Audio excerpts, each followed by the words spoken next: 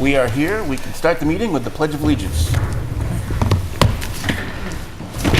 Pledge allegiance to the flag of the United States of America and to the republic for which it stands, one nation, under God, indivisible, with liberty and justice for all. All right. So we have continued public hearings tonight, and in accordance with the requirements of open meeting law, please be advised that this meeting is being recorded and broadcast over Lunenburg Public Access. So we are missing Mr. Cole tonight.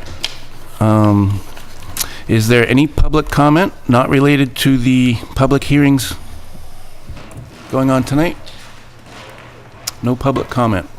Okay, we'll get started then. I have public comment. Sure. I just want to acknowledge that this is Ken's last planning board meeting, and I want to thank him for his service to the town, and I've enjoyed working with you for the short time that I've been on the board with you, and I appreciate the insight that you bring to the board, and I'll miss your input moving forward. Thank you. Yes, and I would like to echo those sentiments as well. The 5 years that I've spent with you have been quite pleasurable. It's always nice to have sound-minded people.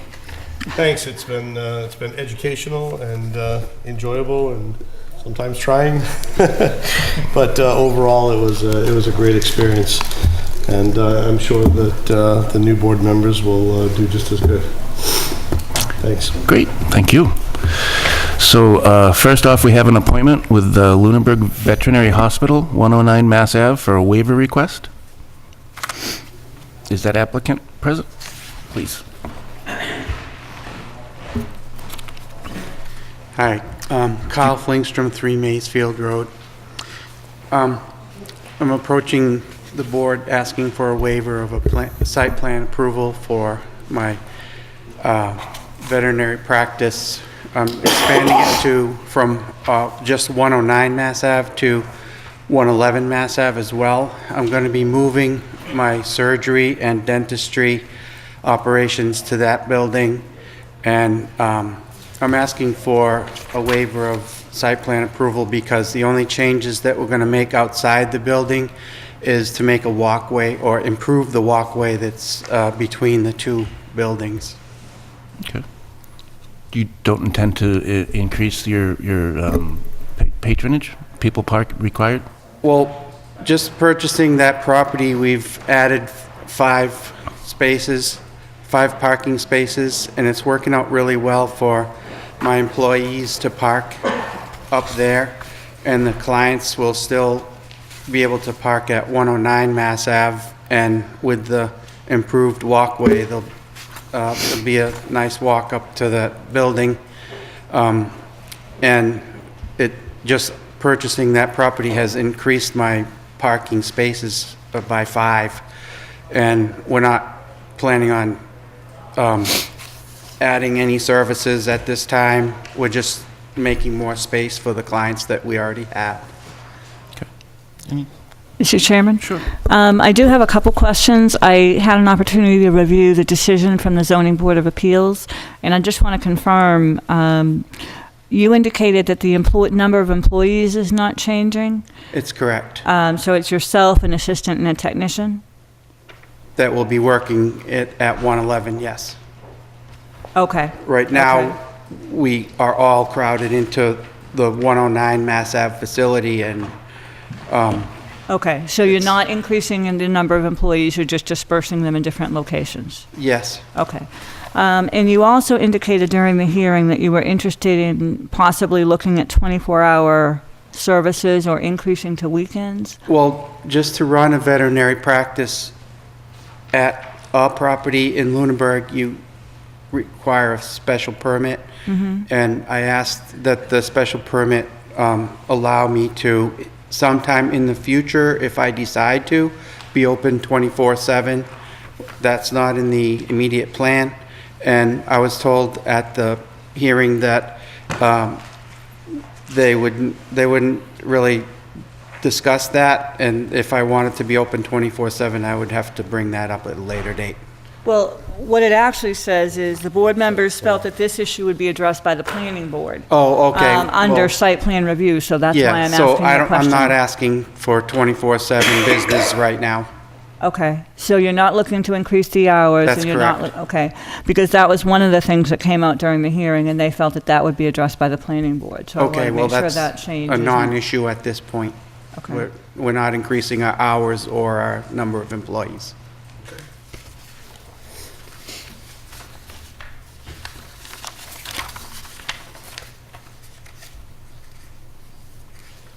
Well, I hear very good things about your veterinary practice. Thank you.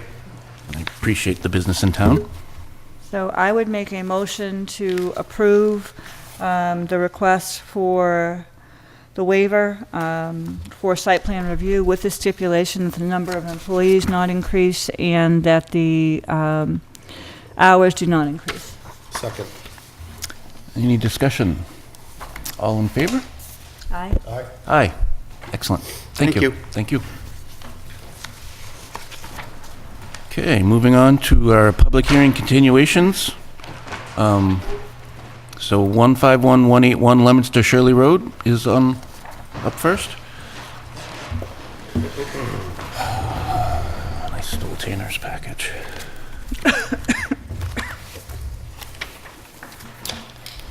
So my name is Brian Marchetti with McCarty Engineering here on behalf of Powerstone and Gravel. We started this planning board process back in the fall for the approval of the current use that's ongoing at 151 and 181 Leominster Shirley Road. We went through planning review, we went through conservation. We received an order of conditions for the current status of the site from the Conservation Commission and DEP. And the hang-up back then was about 6.5 to 7 acres of the rear portion of 181 Leominster Shirley Road. The zone line was bisecting the lot, so it didn't follow the property line. And the current uses of manufacturing in the gravel yard was not allowed in the residential district. So a petition was filed with the town, and at town meeting, it was voted to modify the property line to include the entire lot within the Office Park and Industrial District. The zoning line. The zoning line, Not the sorry. property line. Yes, I apologize for that. Yep. So the zoning line was modified now to follow the lot lines within those properties. So at the time, the planning board couldn't vote because it was not an allowed use in that zone. So the zone line has now been modified to follow the limits of the property line, and all of the activities occurring within that lot is now an allowed use. So what is our action on this? I mean, the You zoning have to line- approve the site plan. Oh, okay, so it's just approval of the site plan. Correct. Yeah. The zoning line move is already formal and official, we don't do anything. I don't know that it's been certified or approved by it hasn't been approved by the Attorney General yet, but town meeting voted it, and And Gray's review letter of March 19th, seems that all their comments had been addressed. that's correct. Yeah, so the only outstanding issue, if I recall, in this was the zoning, right? So, does everyone concur on that? Well, So I would always defer to Adam's notes. Yes, that was the That was- holdup. I mean, that was I it. think at the time the board said, we can give you a partial approval for the Right. area that's in the industrial district, and we would modify it at the time, and the applicant said they'd rather continue the hearing and wait and see Wait the outcome of until- town meeting, right. so that if they needed to adjust, they So could. we continued it until tonight. That was my recollection. So I would move that we approve site plan. Second? Any further discussion? All in favor? Aye. Aye. Aye. Thank you. Thank you. Next, we have a continuation of the public hearing for Arrow Estates off Howard Street.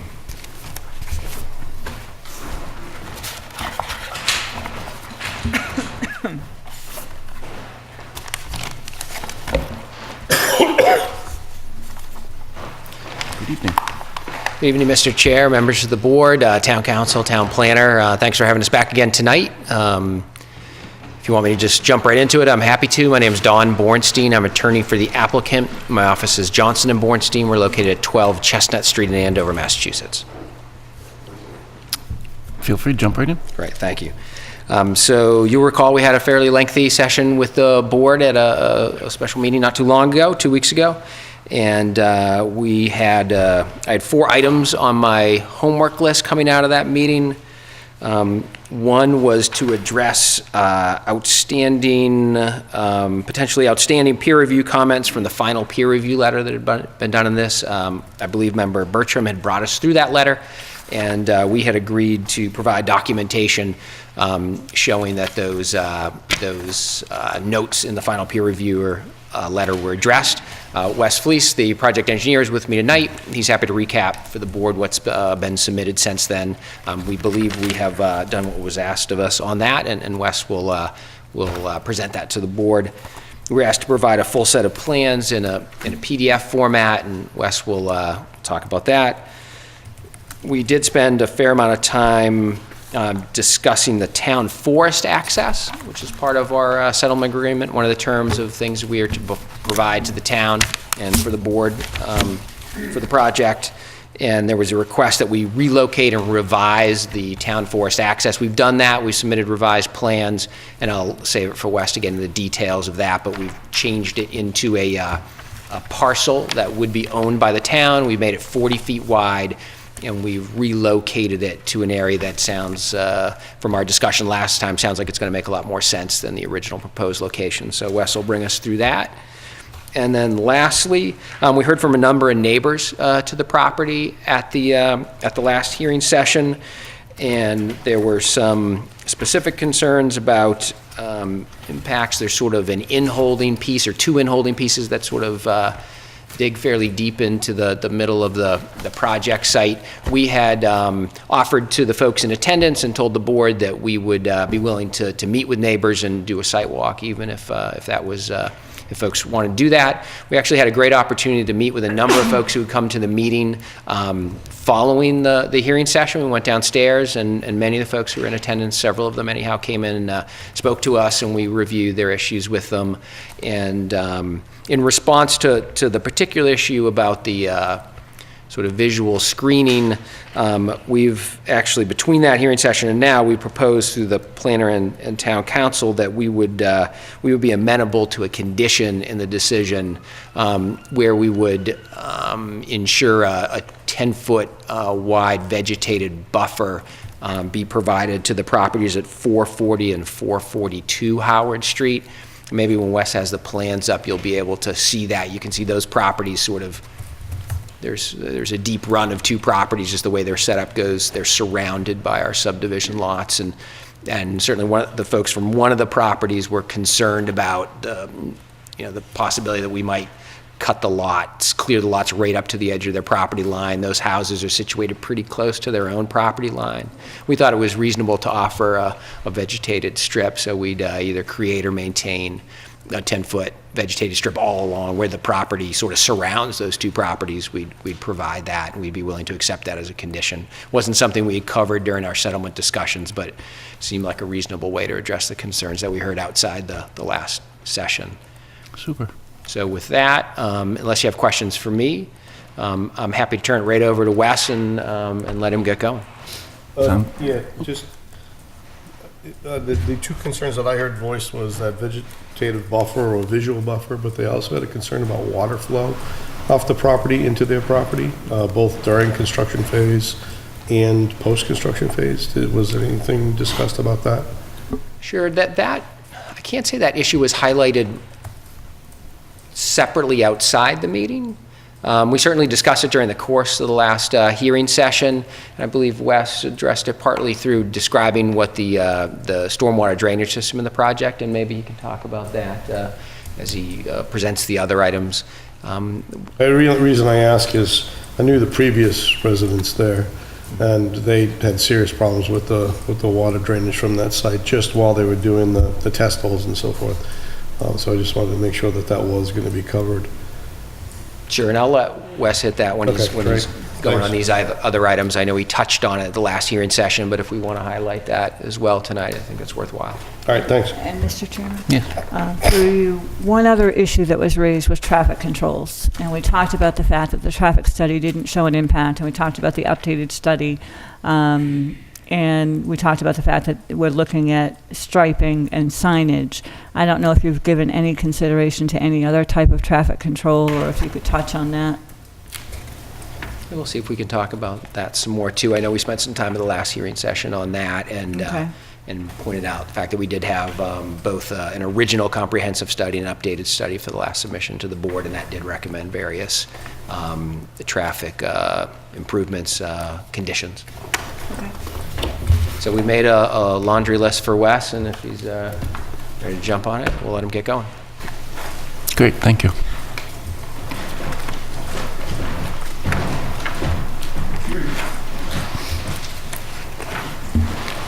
Drainage is in here. It is, It's in these ones, it's not in them. and that was covered by engineering, the final review was I went through. complete? I went through. Okay.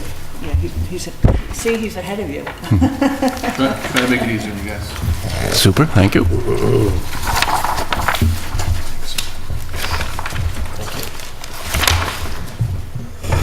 Apologize for my coughing.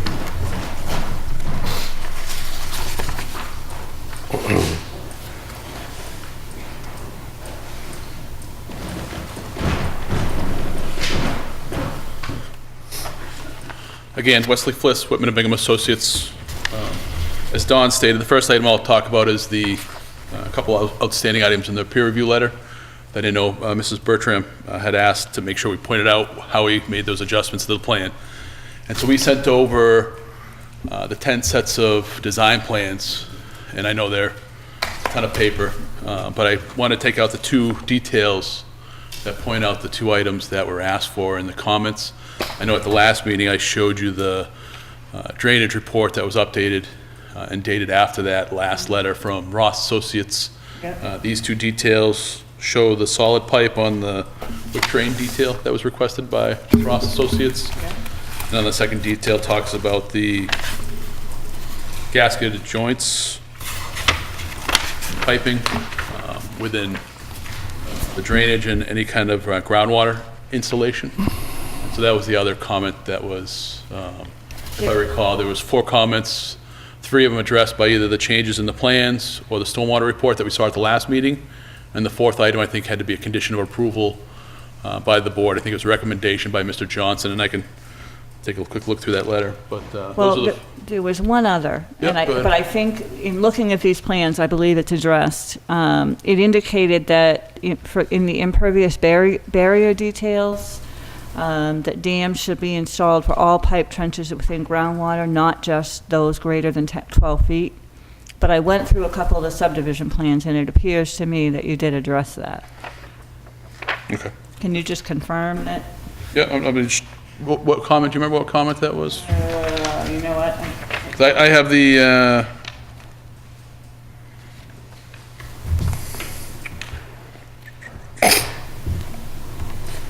so again, I apologize, I had 5 things highlighted on my plan. On page 4, number 1. Page 4, number 1. It's the last line. You talked about the gasket and watertight drainage piping. But it's the last sentence in italics. Okay, yep, and let me just, and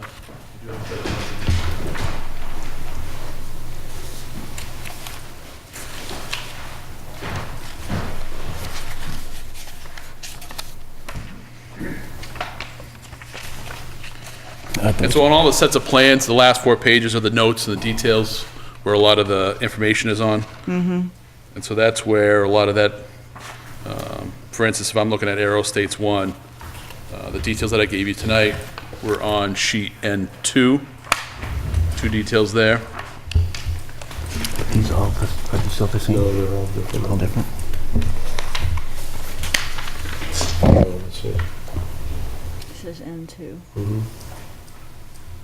Yeah, so this is this diagram and this diagram.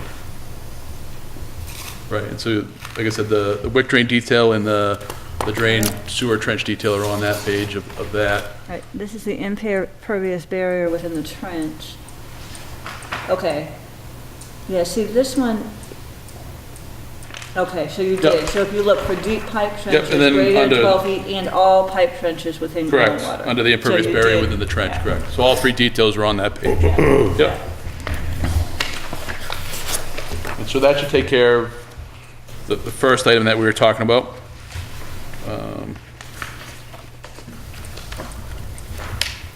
Second item, what I'll show you on the plans, I know I sent over a draft copy of the updated land plans showing the access out to the open space, as we discussed at the last meeting. So we show that here.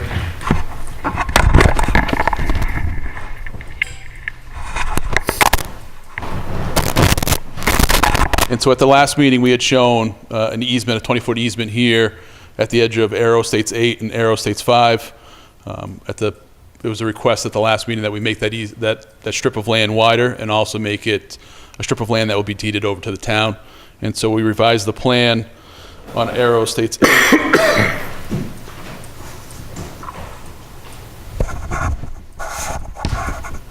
To now include that parcel, which is parcel J now, which is a 40-foot strip, where we had shown it before. Can they blow that up? We can't see what's You can see it on that, can you see it on the screen? Is it on the?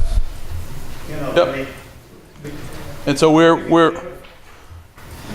we are is we're at the end of the cul-de-sac O'Brien's Way, which is adjacent to the pond on the property. And so I know we talked about putting the strip of land, the 40-foot strip of land, closer to the cul-de-sac. Can you hold on a second? Is that clear enough? Can you see that now? Very good.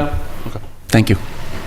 So that's the location that we agreed upon at the last meeting, so we did update that plan to show that,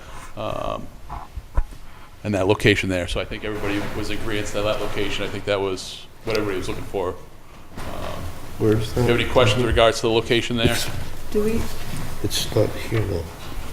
Is there? Don't think those are updated. Oh, so there's a more Do we have detailed. a revised plan? There's a revised set of plans in that stack that you have in front of you. Ah, so these are. So it'll be It's going to Arrow be the thinnest one, and it looks, you can tell because it looks different. It doesn't have the cover sheet on it.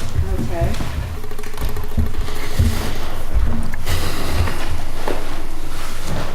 These are yours.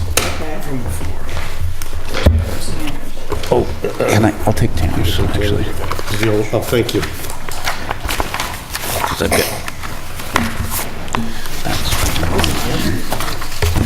I didn't pull anything out. Adam, I gave him my. Okay. Yes. That's what they all say. I'll leave these down here because you guys probably want them again. All right, and so this parcel J now is going to be conveyed to the town? Correct. All right, great. I think there's a note on, it was either the first sheet or the second sheet that it talks about parcel J being conveyed to the town. Yep, perfect. And the width of that was, what did you say? The property is 40 feet. 45th lot, And okay. the conversation at the board meeting a couple weeks ago was to put a 20-foot wide gravel driveway from the paved edge out to the property line of the town. Cool, And then at that point, the town would be responsible for anything past that. right. And did anyone just check this area out? I haven't had a It chance. seems to be the high point of the property. So we won't have any trouble like putting a small parking area or something like that? I know it's a flatter part of, at least the grade on the property of Aero Estates 8 is, Yeah, this is all pretty flat in here. And through the chair, while he checks on that, the board did ask that I check in with conservation on what they thought of the ownership versus easement and the 20-foot constructed gravel. I spoke to the conservation administrator. He individually spoke to a few of the members, and it doesn't seem like there's anything but positive reaction to having additional access. They do have the ability to create parking areas should they need it, and a 40-foot strip with a 20-foot access would allow for some on, on access parking that would be acceptable for the term being. And they were in favor Shows of that building ownership there on the of next, yeah. That This seemed to building be, there. Is that building there? you know, I mean, it certainly wasn't a quorum, and it certainly wasn't a lengthy discussion with a lot of detail, but everyone seemed to find a positive side of having access that we controlled to town land. Great, thank you. Yeah, okay, good. Parcel J looks like it meets all my criteria. And I think the way we left it at the last meeting, we conditioned that the gravel driveway was constructed. Correct. Yeah, so. And if I could, I think the last two items I can talk about real quick here.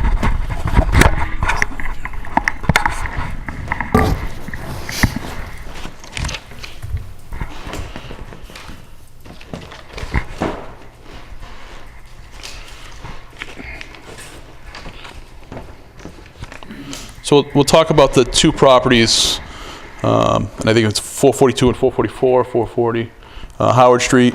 And it's these two properties here that extend into the Aero Estates 2 and Aero Estates 4. And those were the houses that were really of concern after the meeting, that because they're so far extended into the development, of what kind of view shed they would have after the development.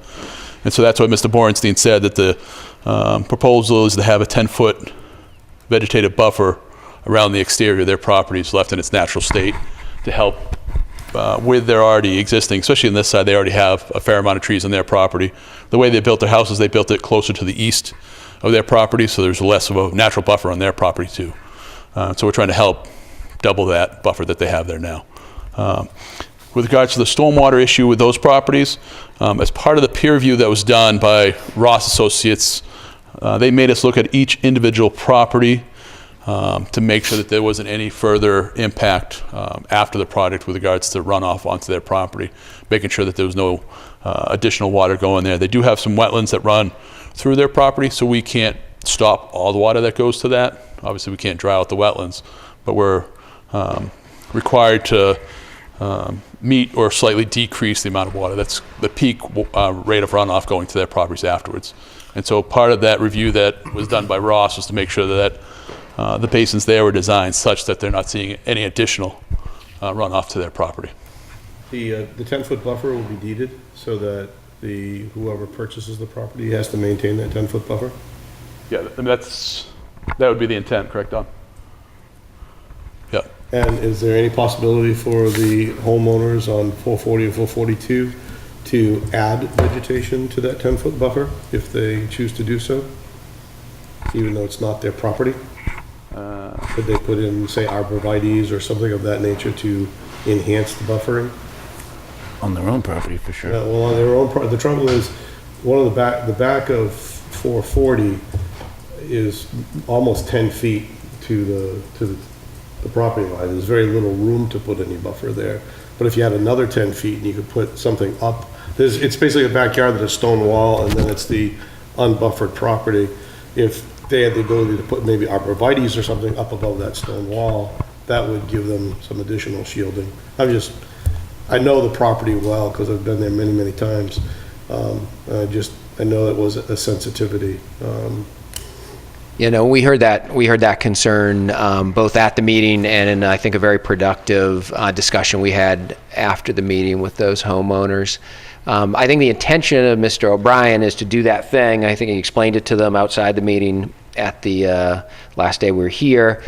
I think we'd be a little uncomfortable with allowing some sort of access rights to the neighboring property owner to come on and you know, treat that strip as their own. But Mr. O'Brien made it very clear that in building out those lots, that it was his intention, both for his own benefit as well as their benefit, to have a good vegetated, landscaped, or natural vegetation buffer in that 10-foot strip. That he would work with them on the property, show them what he was doing, get some understanding that everyone would be happy with the landscaping there, because it was certainly his intention for the saleability of his lots and the quality of his project to also have that buffer from their home, which is built pretty tight on their lot line. Right, yeah. So I think the intention between both those homeowners and Mr. O'Brien was pretty consistent. We'd be willing to take that as a condition. We'd be willing to see that condition carried on, that there would remain a 10-foot vegetated buffer at that basically surrounding those two properties. I think we'd probably draw the line at giving those neighboring property owners the right to sort of decide what plantings they wanted to plant within those 10 feet. But having a vegetated buffer is something we're very supportive of. Okay.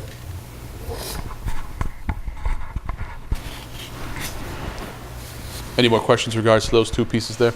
Nope.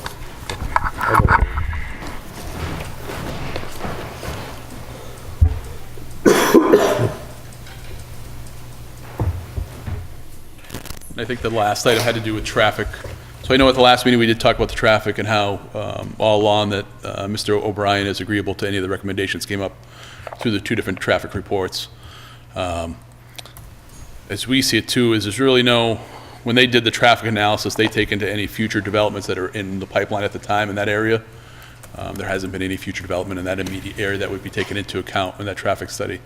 In addition, there's also a decrease in the number of lots since the original approval as part of this negotiation process. So actually the impact provided by the development is actually going to be less than what was even in the traffic analysis. So that's why there wasn't any additional recommendations that we're making tonight with regards to the traffic remediation, I guess, measures as part of this development. I would say that the construction traffic is probably going to be very similar. Yeah, yes. The construction, it's not going to be that much of a difference. Right. Because it's going to, the way it would be built out, not going to change that dramatically. It would finish a little earlier because there's one less road and one shorter road. And some less lots. So the time frame that construction would happen, but during the construction phase, it won't really necessarily change that much. And is there, Go ahead. is there anything about the abutter communication? I did respond to her, and I included the board on that response, so Right. I think that was more or less the answer. Okay. Nothing worthy of mentioning? No. Okay. And Mr. Chair, I think there was one final issue that was brought up at the last meeting, and I don't know that it's been addressed. It's the detention pond on the northeast side. Yeah, and I think at the time, we discussed that the board was going to condition, if you get to the point of giving a favorable approval, that Okay. has to be moved further out. Oh, Anything out I of must your- have misunderstood that. Oh, Okay. and that's kind of what I took out of the meeting, was that it was going to be conditioned that it has to be off the town's property. And as sort of a follow-up to that, one of the questions that came up was in regard to a comment in the review letter regarding pipe cover. And that the issue with the pipe cover actually was at the terminus of the cul-de-sac in Arrow Estates 8. So I was going to actually put that back on you, because I finally connected with the DPW director and all of that today. He didn't have a large issue with the 24-inch RCP with the 18 inches of cover at the end of the cul-de-sac. He said it may be beneficial to do ductile iron, but where that road is now shortened and that basin is going to be coming back, that issue may be moot, and it's something that I may... There's not a lot of pitch there to the road. That's no... Well, that's what but becomes because the the road's coming Right. so much further in, Right. it looked as if the pitch issue was the road had to come down and the pipe had to stay where it was to meet the basin, so that all gets drawn back. Right. So we might be able to make it work a You may want to look little at that bit. and just Yep. kind of calc out and see if there is going to be a cover issue or not, because that was, I think, a waiver that was requested. Yeah, and so the way, and Mr. Bornstein might correct me, but the way the board worked at the time is they had voted on all the waivers, and that was one of the waivers they Okay. actually gave favorable decision to. And that's kind of why we continued to move on the way the plans were. Just so, and so I grabbed the Mass Highway requirement for cover over pipe. And so what we were having down there is a 12-inch pipe and then the 24-inch pipe. The minimum cover over a high-strength Class 5 concrete pipe is what we showed at 6 inches. Okay. So we have 18 inches. Yeah, and that was the conversation I had with the Right. DPW And if director. the He said if DPW they've done the pipe calcs and it's supported, he's not gonna, And if he wants ductile iron, we can do ductile iron. It's not, he said if it's reinforced RCP, he's not gonna, and so, think like, about it. yeah, and that's what, and I don't, like I said, I was trying to find emails that we had back and forth. yeah, but I think we it's did the something- same thing and it just, I think it's something that came up at the development review board meeting, because we Okay. had notes from a development review board meeting that wasn't the Okay. issues that he had. He had a couple other issues that we had to take care of in the plans, and that's what, that Okay. wasn't one of the items. I guess procedurally, a question just came up in my mind. You mentioned a waiver request, and Wes indicated that the planning board had voted favorably on those waivers. I don't have any information relative to their approval of waivers, so my question is, are we acting on waivers this evening? I'm going to do my ventriloquist through the town council. Through you, Mr. Chair. So I think the answer to that is no. You'll be reminded of some of what was discussed during the settlement negotiations and what I reiterated in part at the first session of the public hearing.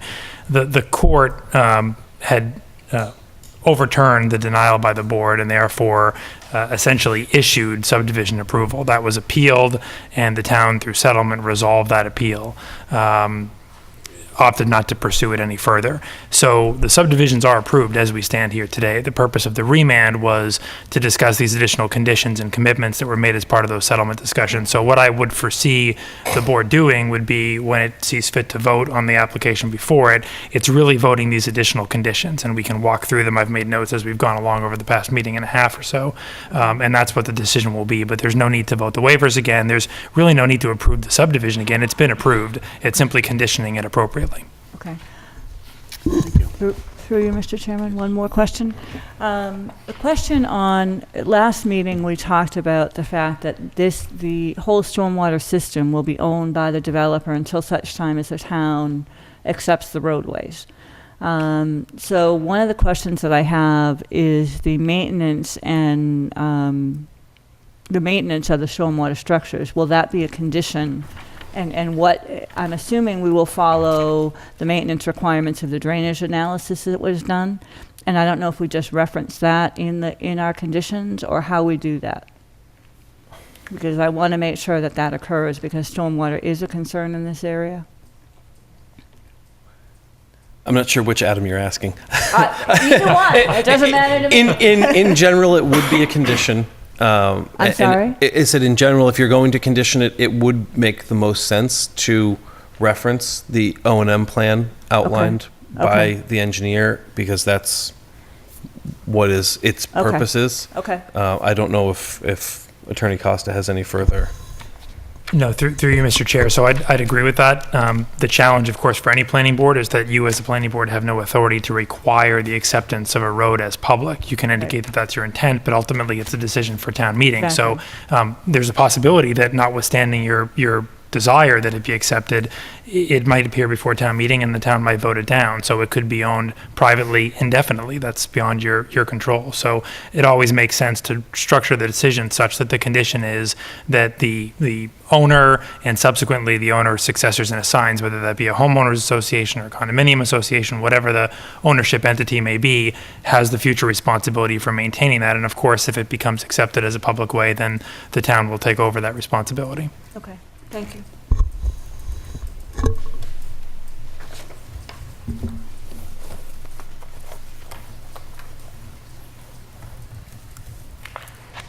Anything else? Do we want to ask for public comment since we didn't close public comment?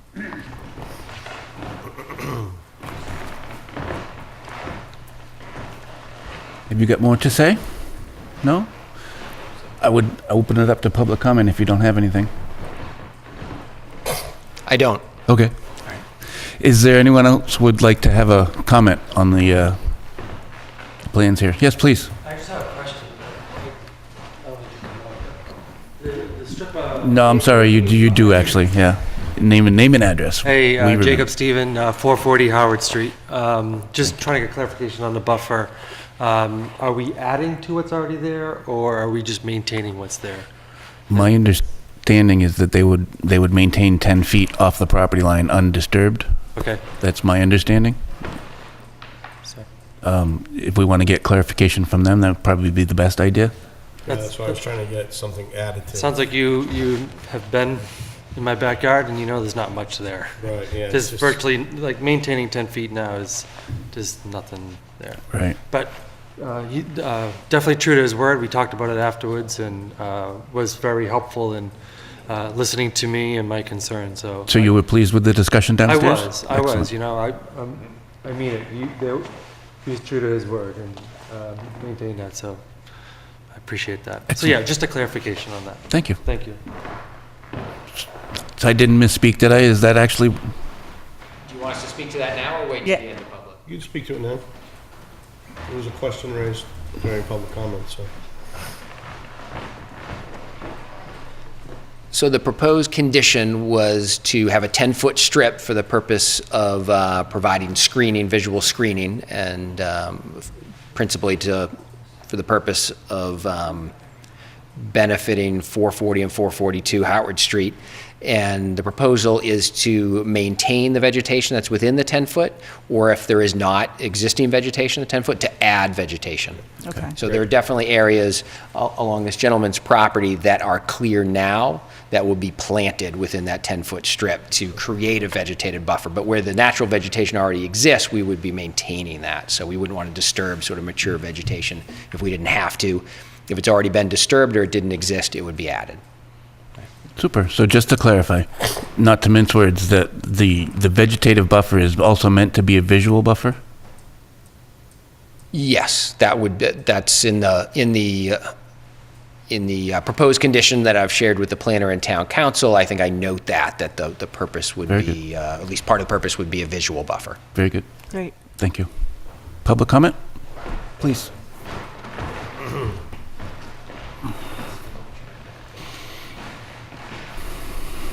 So Dan Brackett, 815 New West Townsend Road. So I abut the property. I can show you on the map if you like. So my question is, and I can show you on the map where I abut the property.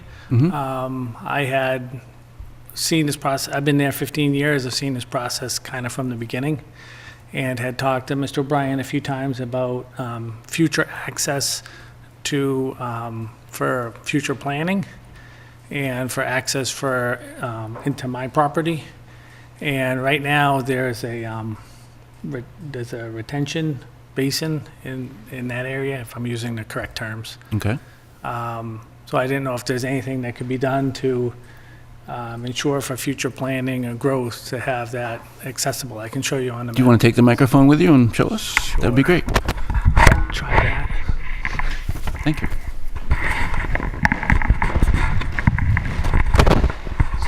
So my property abuts right here.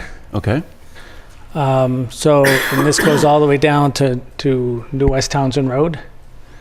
Through this whole process, I've approached Mr. O'Brien a few times about maintaining access here, and now there's a retention pond area. So in the future, it's not for me, or it's more for town planning. That in the future, I mean, I don't necessarily have any plans to develop this land, but if someone comes along in the future, they could potentially put a road straight through here right down to New West Townsend Road. So I have a large rectangular piece all the way down. So I just wanted to make you aware of it. I don't know if there's any, at this point in time in the process, if there's anything that can be done. Obviously, there's been a lot of planning and a lot of time. Is there existing access there? There's existing access. I have frontage on New West Townsend Road. No, I mean, is there an existing trail there?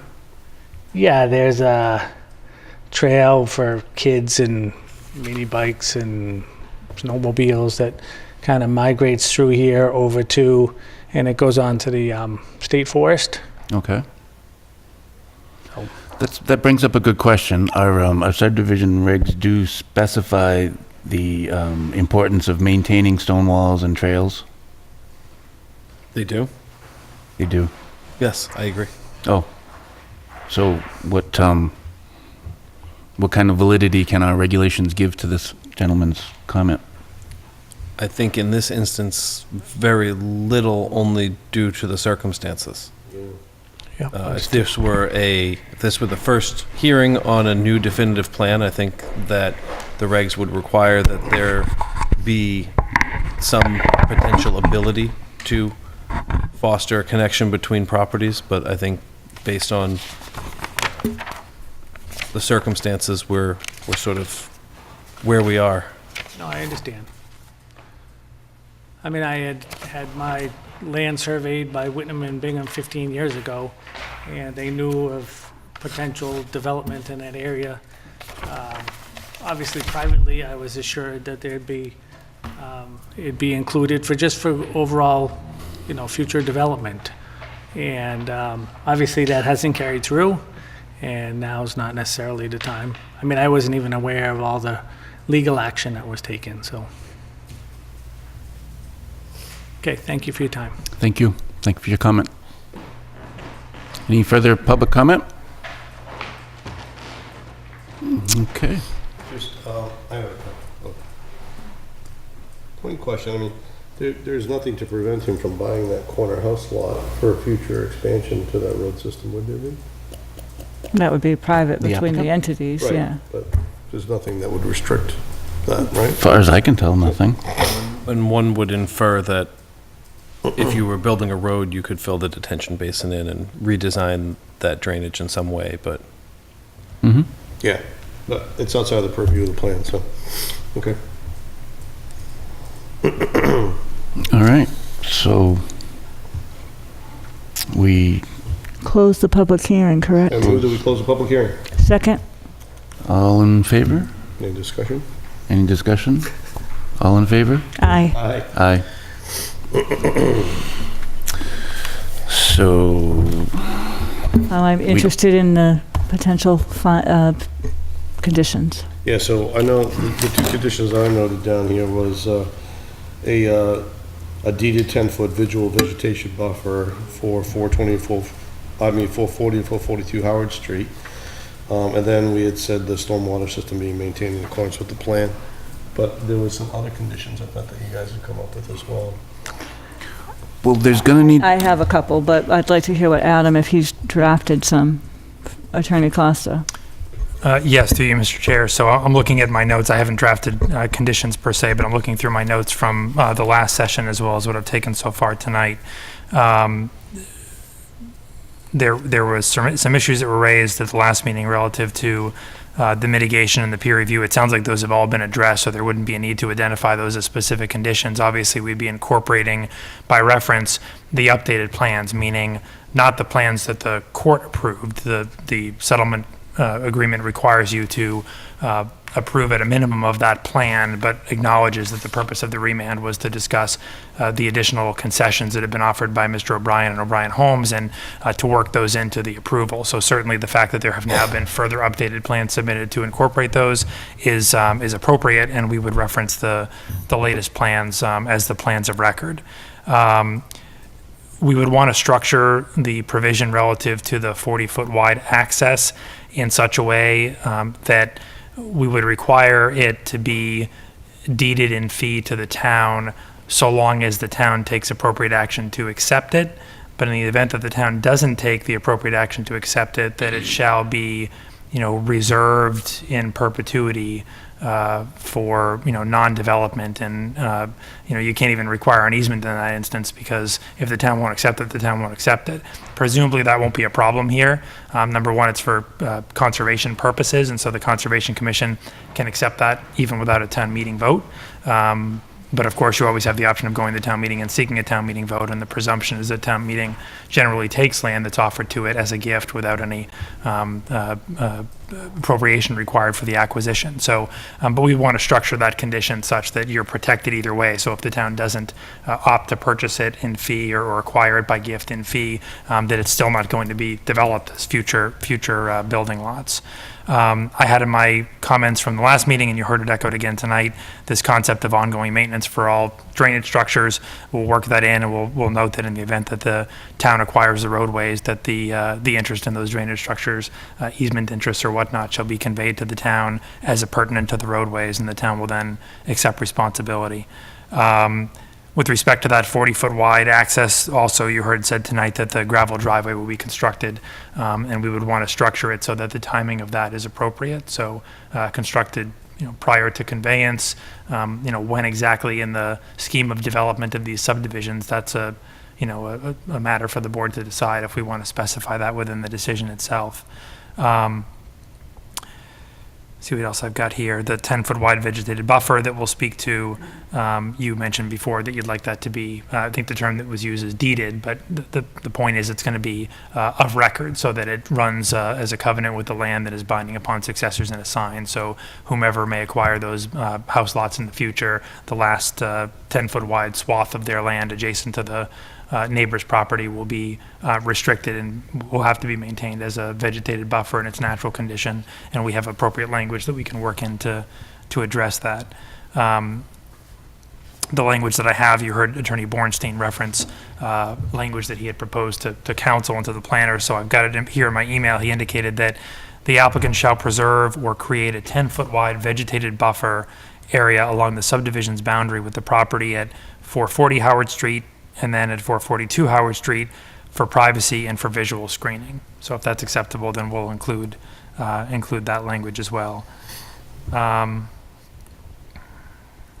Make sure I'm not missing anything else here. What about the other parcels of land that are to be conveyed to conservation? You talked specifically about the 40-foot strip. So let me remind you of the conditions of approval that were made part and parcel of the settlement agreement that was signed by the board and by the selectmen. So there were a total of, 5 specific conditions that were identified within the settlement agreement as conditions of approval. The first of these, and I'm going to read some of these, it's going to take a minute or two, but I think it makes sense to read them into the record verbatim the way that they were discussed. So condition number 1, a minimum of 20% of the market rate homes/lots shall be restricted to occupancy by a person aged 55 and older, and shall further restrict anyone under 19 years of age from being a permanent resident thereof in a manner consistent with the Housing for Older Persons Act and any other applicable requirements of HUD and FHA and their Massachusetts equivalents. The permanent residency restriction on individuals under 19 years of age above shall not prohibit visitors for up to 12 weeks per year in an age-restricted unit, for example, grandchildren visiting over the holidays, school vacations, etc. Construction of the age-restricted homes/lots shall be commenced within the first 50% of all homes or lots to be constructed within the subdivisions, with the construction of all age-restricted homes/lots completed within the first 75% of all homes to be constructed within the subdivisions. The restricted homes shall be located and designated by O'Brien Homes in a manner that is in compliance with the HOPA, that's the Housing for Older Persons Act, and any other applicable requirements of HUD and FHA and their Massachusetts equivalents, which may include clustering all or substantially all of the age-restricted homes in one or more of the subdivisions. That's condition number 1. Condition number 2 addressed the roadway, and I'll read it as it was stated in the settlement agreement, and then we can discuss whether it needs to be modified based on the discussions that have occurred over the 2 sessions of the public hearing. It says, a road within the subdivision shall be extended to the boundary with the town forest land so as to provide for public access to the town forest and to a potential future trailhead to be constructed by the town if it so desires on the town's land.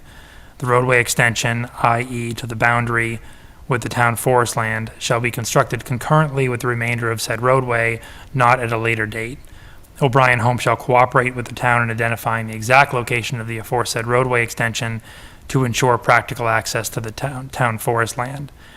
So that's how it read in the settlement agreement. We'll modify that to require the fee interest be conveyed within the 40-foot swath of land, or that it otherwise be restricted to no development should the town choose not to accept it by gift. And you'll refer to the location on the plan. In the location of the plan, and again, you'll need to specify in terms of timing, the way that the condition reads, it was going to be a roadway extension that would be constructed concurrently with the remainder of the roadway. Now we've negotiated, in lieu of a roadway extension, essentially a gravel driveway within a parcel that's to be conveyed in fee to the town. So do you want that gravel driveway to be constructed at the time that the adjacent roadway to which it connects is constructed? Do you want it constructed at a later date, an earlier date? That's something you need to decide, but you can specify that and make that a part of your condition. Condition number 3 indicated that the land that's identified earlier in the agreement, and I'll specify in a moment what that is, that will no longer comprise subdivision lots, roadways, or other components of the subdivisions, shall be conveyed to the town or its designee as contemplated herein for nominal consideration for conservation purposes. And what that was the land that comprised subdivision 10, what was previously known as subdivision 10, which has been withdrawn, subdivision 9, and a portion of subdivision 8, which has now been reconfigured and reduced in size. And Attorney Bornstein represented at the first session of the public hearing which portions of the land had been removed, and they're shown on the revised plans, and we'll specify by reference to those revised plans and to the specific land, however it's identified on there. I don't remember whether he gave it an identity, but we'll reference the plans of record and indicate that that land is the land that is being conveyed to the town in fee. And when does that conveyance occur? The timing wasn't specified in the settlement agreement. Okay, can we specify that as part of our stipulations? Yes. Or our conditions? Okay. Condition number 4, O'Brien Homes shall commit to a phasing plan for the subdivision so as to extend residential growth over a period of time and avoid overburdening the town's public facilities and services all at once. That was something that was discussed again during settlement negotiations, attempting to ensure as best as one can in the context of a larger subdivision that all of the lots aren't built out concurrently. Mr. O'Brien's representations to the town have been that he doesn't, have the capacity to build out 122 lots at once, but nevertheless, the idea is that he'll cooperate with the town and commit to a phasing plan to extend that residential growth out over a period of time. Condition 5 is somewhat of a standard condition that's included with many residential subdivisions anyway, but I'll read it. O'Brien Homes shall agree that no certificate of occupancy for any subdivision or phase thereof shall be issued until the common infrastructure, facilities, and improvements specified in the subdivision approvals and shown on the plans of record are constructed and installed so as to adequately serve each subdivision or phase thereof, or alternatively adequate security in the form of a bond, deposit of money, or other security as permitted under General Laws, Chapter 41, Section 81U, has been provided, reasonably acceptable to the board, approved in substance and amount by its consultants, and approved as to form by legal counsel to ensure completion of the same. No performance guarantee shall be requested or accepted until all drainage facilities and the base course of roadways for each subdivision or phase thereof have been installed. The requirements, or these requirements rather, are consistent with and are not intended to limit or alter the provisions of the subdivision control law, General Laws, Chapter 41, Section 81U, or the planning board's usual practice, procedure, or regulations concerning the build-out of residential subdivisions, lot releases, and the posting of performance guarantees.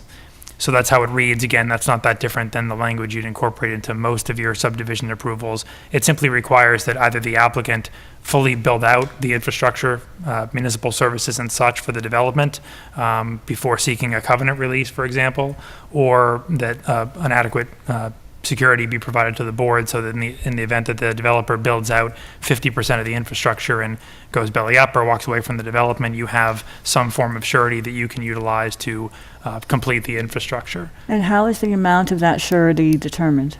So typically what gets done is the applicant will prepare an estimate, will provide that estimate to the board at the time that it seeks the covenant release. The board will have that reviewed by its peer review consultant to confirm that the dollar amount is adequate. Typically there's a contingency built in somewhere between 15 and 25%. And once the parties agree on what the amount is, that's what the surety is provided for, whether it's a bond or a letter of credit or a cash account. It often depends upon what the actual number is. I've seen different developers do it different ways. Some developers want to put up the money up front and want to avoid a covenant. Others will accept the covenant since they intend to sell no lots before they construct much of the infrastructure within a subdivision initially anyway, and they'll build out 75 to 90% of the infrastructure, and then by the time that they have that estimate prepared, it's a much smaller number than it would have been if they were attempting to bond the full amount of the build out of the infrastructure for the subdivision. So those are the 5 conditions that were included as part of the negotiation and that had been memorialized in the form of a settlement agreement. Okay.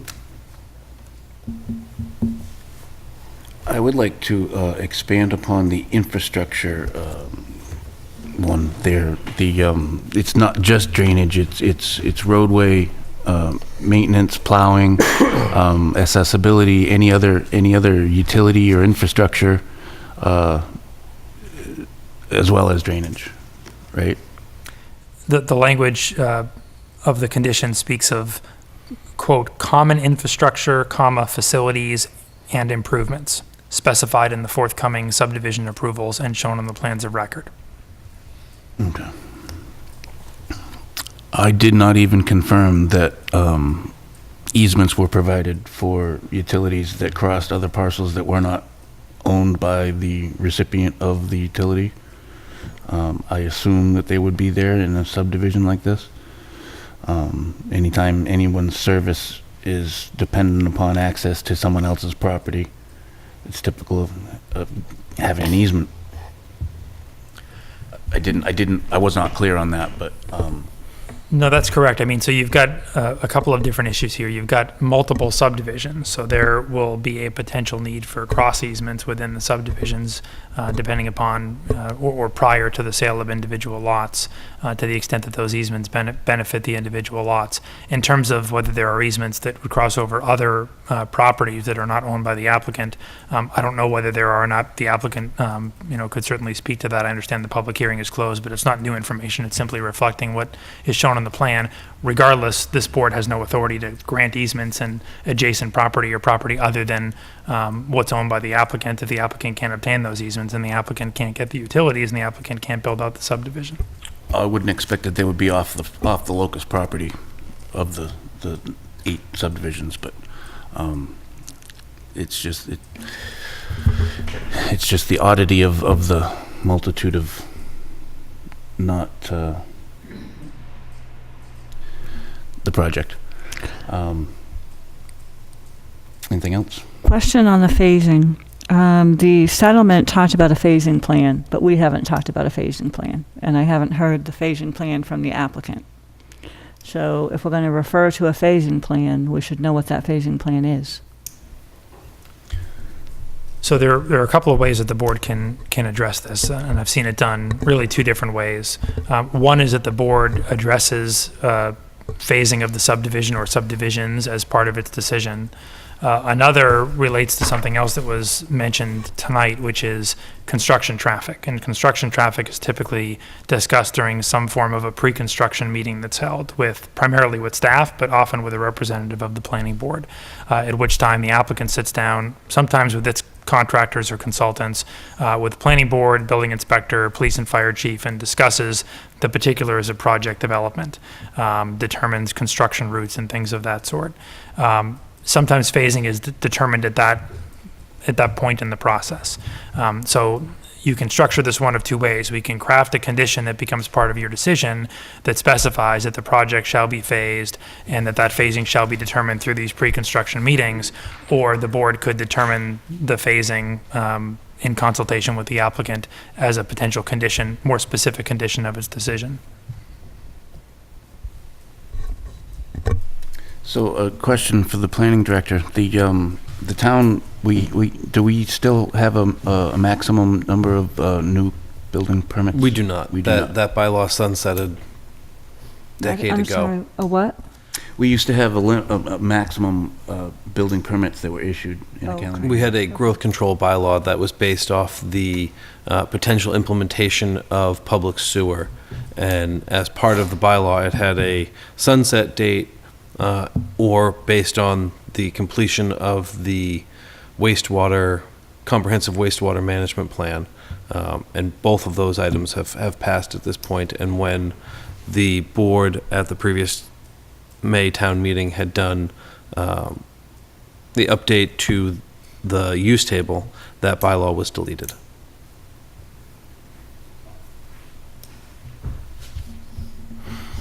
So I think as a board, we have to determine how we're going to determine what that phasing plan is going to be, whether it be prior to the pre-construction meetings or during the pre-construction meetings.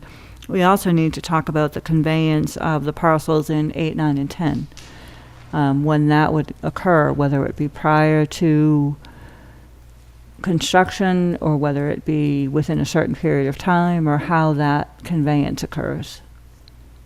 Logistically, I don't think it makes I don't think it makes much difference logistically because the access and use of them would be contingent upon accessibility. Well,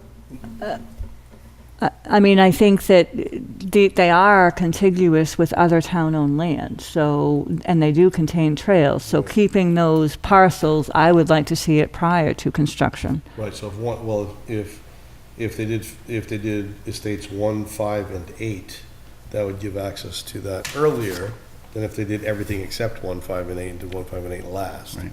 Right, so, I get, we don't have any control of saying, hey, you should do them in this order. We 'cause do. that's- We We do? Well, a phasing plan, so. So, Mr. Chairman, through you, I think you're right, Ken, in the sense that you couldn't specify the specific order in terms of, without any input from the applicant in terms of which subdivision comes first, which comes second, which comes third. You can structure it so that they're not all being built at the same time by virtue of a phasing plan. There are a couple of things. There's one thing you can't do and one thing I would advise you against. The one thing you can't do is you can't require, or I would advise you against requiring that the land that the applicant has committed through settlement to convey be conveyed prior to it availing itself of its rights under the permit. Because if it chooses not to exercise the permit, then the conditions of the permit aren't valid, aren't binding on the applicant. Similarly, I wouldn't suggest that you wait too deep into the project. Once the applicant has availed itself of the rights in the permit, you should get the land that's been committed to you as a precondition, as part of the bargain of granting subdivision approvals. So I would tie it to the issuance of The permit? the first building permit. That would be my recommendation. Yeah, can we add that as a condition then? Yeah, can we put that in that language? Can I also make a recommendation?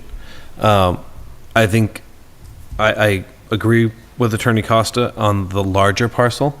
On the 40-foot access strip, you may want to wait until the access is constructed prior to conveyance so that you don't have to grant Mr. O'Brien access to work on town property and go through that process, and you're accepting an improved parcel. And my recommendation would be to tie that to the construction of the infrastructure for Arrow 8. Yeah. And Right. prior to, issuance of a building permit in Arrow 8 or something to that effect, so that it's, because you can't get there to use it, so doesn't have a lot of benefit to the town. So And it's two distinct. that I would think so. I think you want them to sort of be separate. Yeah. I would agree with that. If you're asking that the gravel driveway be constructed, you want it to be constructed before you take ownership of it, so you're not having to grant a license back and assuming the liabilities of having somebody work on town property. Ken, I know we closed the public hearing, but can we ask about the phasing plan? So no new information can come into the record, but if the board is proposing conditions, and I would, frankly, through you, Mr. Chair, I would prefer that you get feedback from the applicant on proposed conditions, because we've come a long way and we don't want to be imposing conditions that are going to prompt some sort of further appeal Exactly. or another trip to court. So with regard to the timing of the conveyances and with respect to the phasing, what I would recommend is that the board propose something and then allow the applicant to respond to indicate whether that's acceptable. And that follows with public hearing process? Yes, it's no new information on the record. We're simply talking about the particulars of conditions. And was there anywhere in the, I did see it in the minutes, I didn't see it in the last meeting, but do we have any indication as to which of these houses are 55 and over? Or is that completely up to the builder? So, I know we requested that they be together or in an area, but we never specified whereabouts. So yes and no. So there was actually some discussion, you might recall, during the settlement negotiations about them maybe not being in the same area so that they wouldn't all be built out at once, so they could be spread out through the development of the subdivisions, plural, so as to lessen the immediate impact of any one subdivision on the number of potential school-aged children. The applicant pushed back on that, saying, listen, we're sort of bound by, not sort of, we are bound by both state and federal guidelines with respect to the development of age-restricted housing. And we may be required, either under HOPA or under the Massachusetts equivalent laws, to place all of these age-restricted homes within the same subdivision. And so the way that we've structured the condition, or that we did structure it in the settlement agreement, was that we timed it so that they can't simply leave this age-restricted subdivision until the very end. Right. So they have to commence construction within the first 50%, and they have to correct. complete construction within the first 75%. But then they asked, specifically the applicant did, that we include this last sentence, that the restricted home shall be located in a manner that's in compliance with HOPA, which may include clustering all or substantially all of the age-restricted homes in one or more subdivisions. So the answer to your question is no, we don't know where they're going to be. We know the timing is going to be somewhere in the middle of the build-out of all of these subdivisions. And the likelihood, I think, is that they're going to be clustered under federal law. Okay. So we don't have any conditions with regards to that then? Well, that condition will come over from the That- well, settlement that agreement. condition is That's already in the exactly that. settlement, but I mean, we- Yeah, but it will be reflected in the decision as well, correct? Correct. All that language I read is going to be It's part going of to be whatever decision reflected you in the issue. decision. But we can't say like, we would prefer No. Aerostate's 4B. No. Yeah, okay. You can say you prefer, you can't require him to. Well, it's not a condition if it says prefer. So as far as phasing, what was the number of units in the previous sunsetted bylaw? Do you recall, Adam? I don't. It was incredibly small. I think it was 10. I thought it was 20, but you think it was 10? Let's see if I have the old bylaw I mean. I mean, it also, the applicant has said that they can't build the whole thing at once anyway, so. Yeah, but I'm not sure that 10 is reasonable for 122. No, I was thinking something along the lines of 20 or 25 per year. I'd like to hear from the applicant what, What are you talking about in terms of the lots that Number of building Building permits that he would, permits issued? how many homes he could occupy in a year. I would like to hear from the applicant and what Sure. their thoughts are on. We might as well have them up for one round of all the questions, yeah? Yeah, so if we limit, so what do you think, if we limit it to 20, would that be acceptable? Is that what you're asking? Well, 20 would make it go on for, 7 years to get the last two. As far as, yeah, from 20. from a house building perspective, yeah. 25 would be 5. And again, I think that's an upper limit. That all depends on market absorption and Right. the applicant's ability or willingness to produce that many units in a year. Of course. I did have a couple other things, and they may not need to be conditions, but I guess I just want to make sure that they're clear. That all the proposed cisterns must meet the requirements of the Lunenburg Fire Department. That was one of the comments from Graves Engineering. Ross Engineering, I'm sorry. The subsurface sewage disposal systems and water supplies for all proposed dwellings must meet state and local regulations. And the project must comply with the order of conditions issued by the Conservation Commission under the Wetlands Protection Act. So those are sort of implied anyway, but I think it makes sense to reiterate them.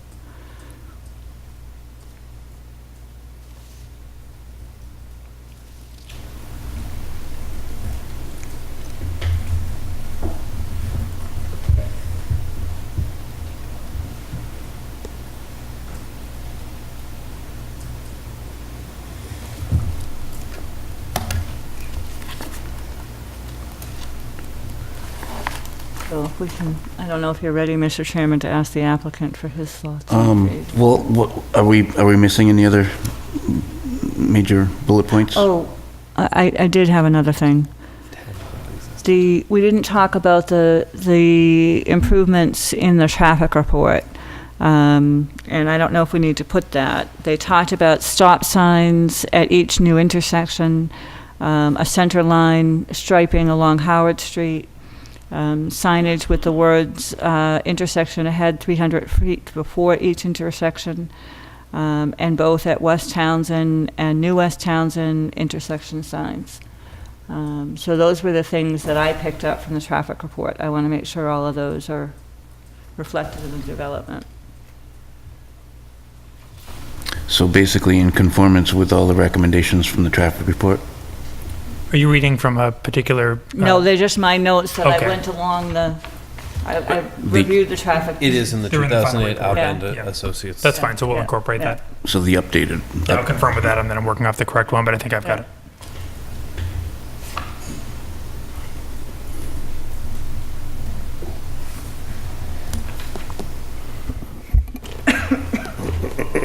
And then just to further that, the coverage of the infrastructure, that whatever manner it is taken care of during construction and after sales begin, would continue, until accepted or in perpetuity. And we're not going to, we don't have much of a say on how that is taken care of, or do we? With respect to infrastructure maintenance, Yes, I mean, as far as whether it's a homeowners association or it's the owners of the land and the easements. so certainly you can include conditions that require maintenance. It becomes more of an enforcement challenge than anything else in terms of whether the standard of maintenance upkeep is satisfactory to the board.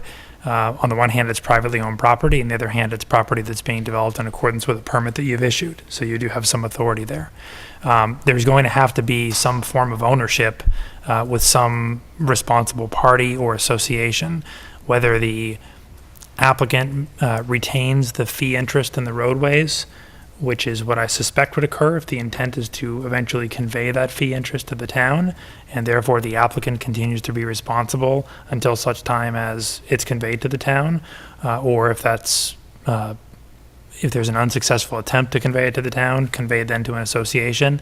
The alternative would be that, and this is how it often works when there's no future intent to convey the roadways to the municipality, there's an association that's created from the start, and the homeowners become members of that association, and they each acquire a portion of the fee interest in the roadway, but they collectively have easement interest to travel through the internal roadways in the subdivision, and then it's the association that's the responsible party. You know, either way, we can structure the decision such that it's binding on the applicant and the applicant's successors and assigns, which would be any association, and we can include that sort of a condition. Again, it just becomes more of an enforcement challenge than anything else because the language is sort of subjective. You want it to be maintained and upkept, you know, to the same extent as, you know, other public and private roadways in the town, to ensure safe and adequate passage, both by, you know, motor vehiclists and by emergency services, something along those lines, and that ensures that it's going to get done. Whether you're satisfied with how well the plowing is compared to public roadways and whatnot, that just, you know, you're going to deal with that with any subdivision. But I can structure a condition for your review and approval that tries to work in what I think you're attempting to achieve. So what are we on a time clock for right now? So you've closed the public hearing, so you should meet within the next 14 days and sign a decision. I will prepare and draft that decision for you. If you have a meeting in 2 weeks, I don't think we do. We Okay. do not. Okay. So we can seek permission from the applicant until the time of your next meeting to extend the matter out so that at the next meeting you can review a proposed decision that incorporates these conditions, the additional conditions you've discussed tonight, the reference to the new plans, and be prepared to sign it that night. How many signatures does it require? 3. 3? So we would need Mr. Cole to sign a Mullen certificate Yeah. for this evening's meeting to be able to vote. Correct. So he would need to do what, I'm sorry? Sign a Mullen certificate? Yeah, he has to either sign Mullen for this evening's meeting, or you have to have the agreement and have it signed before the election. Before You would have to have it, yeah, you'd have to meeting Thursday night. Yeah. Because that would be, posting requirements. Yeah. Our next meeting is the 27th? no, that's No, a when is it? holiday. When is our next It's meeting? the 10th of June, Oh, wow. unless you hold a special meeting to handle this matter. So can you actually tell us what we are for time clock and what action, how many days we have to perform what action? Time clock In respect to the litigation? in respect to this application? In any fashion? I mean, what are we required to do by what time next? So if I could, Mr. Chairman, so this is a little different because this isn't the run-of-the-mill application that comes in where you're on statutory time clock. This is a remand proceeding. So we're proceeding in accordance with the remand order. So the remand order indicated that a hearing shall commence no later than 30 days, and final action shall be taken on the subdivision plans no later than 90 days following submittal by O'Brien Homes of complete revised and/or supplemental subdivision application materials. My recollection is that the application materials were filed on April 9th. I think it's the 9th is the date that they were stamped in. Right, so in terms of the 90-day clock, you're well within that clock, and you will continue to be well within that clock. Mid-July? Right. Okay, I just wanted to make sure that was So, good. so just so I understand, so the process is going to be, you're going to write up the agreement, and then there'll be a follow-on meeting where you'll discuss the agreement and sign it? Yeah, well, we've got, Okay, make a decision. The decision. A decision, so I mean, the decision. And then you'll vote on that decision. Yep. Gotcha. and we've got 2 meetings in June. Now, the 2 new members will not be eligible to sign any such Mullen agreement. That's right? correct. Unless I'm mistaken. No, that's correct. All right, we got anything more to discuss before we ask the applicant up? I don't. I'm good. Okay. Do we have our questions? Would you like to step up and discuss with us?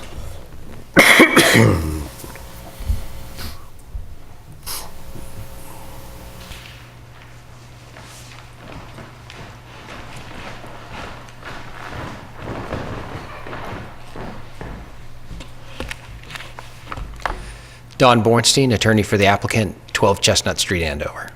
Thank you. What would you like to discuss first? In regards to the phasing, your thoughts on the phasing is what I'd like to hear about. Sure. So our expectation on the phasing was that we would do something similar to, I think, what Adam and Adam have described, that there would be a pre-construction meeting where details of that phasing would be determined. And because there's more than, there's the phasing as you folks have discussed it, which is in how quickly do the homes become occupied, and then there's also the phasing is how the different construction elements work. And those things are very much tied together.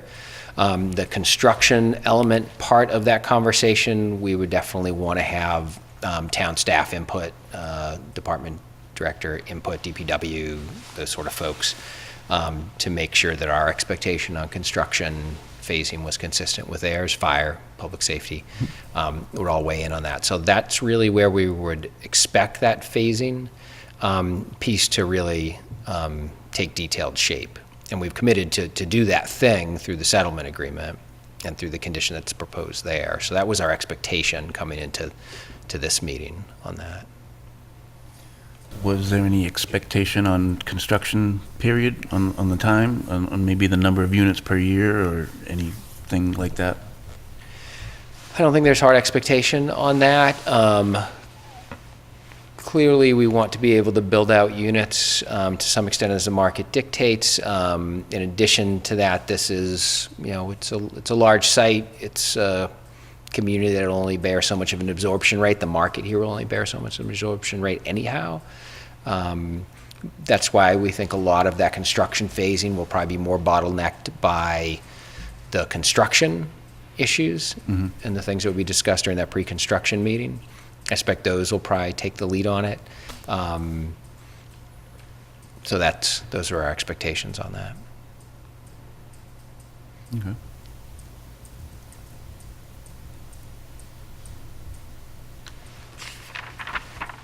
Was that the only question that we needed clarification on, Attorney Costa? No, we had a question through you, Mr. Chair, relative to the timing of conveyance of the property to the Okay. town. So the question was just, I think the proposal by the board, I don't want to speak for the board, but I think the proposal was that the 40-foot wide access would be conveyed at some point in connection with, what is it, Aero Estates number 8? 8. At a time following construction of the gravel driveway within that 40-foot swath. And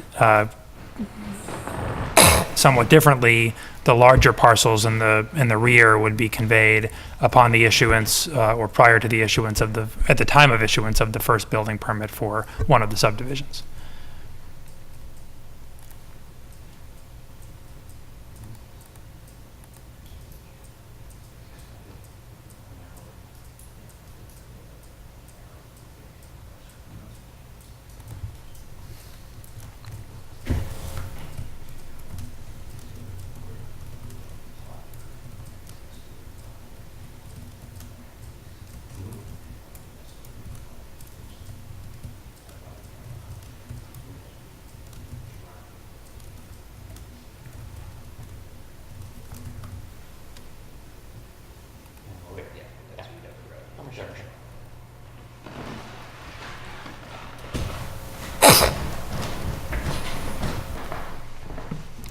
So I think we're relatively in the same place on that. So the conveyance of the large conservation parcel, which is the land shown on arrow 9, being conveyed, no later than issuance of the first building permit in the project. And then a similar condition, I think, makes sense for the access parcel, for arrow 8. So I would say no later than issuance of the first building permit for the arrow 8 subdivision. The access parcel would be conveyed, because at that point, you would have, the road would be in, we're going to do the gravel driveway at the same time as the road. So by the time you got your first building permit, all the things you need to happen before you take ownership of that would have happened. So those are, obvious milestones in the process, so that makes sense to me. And Mr. Chairman, I'm okay with that so long as we further specify that that's provided that the gravel driveway has first been constructed. Yep. Yes.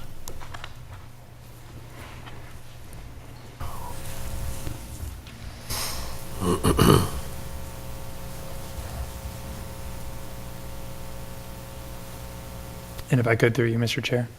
So the only other questions, Don, that I've got, just for confirmation, you heard our discussion relative, or the board's discussion relative to proposed cisterns meeting fire department requirements per Ross Engineering, compliance with state, federal, local laws relative to Title V or subsurface disposal systems, and order of conditions. And I don't suspect you have any objection to any of those.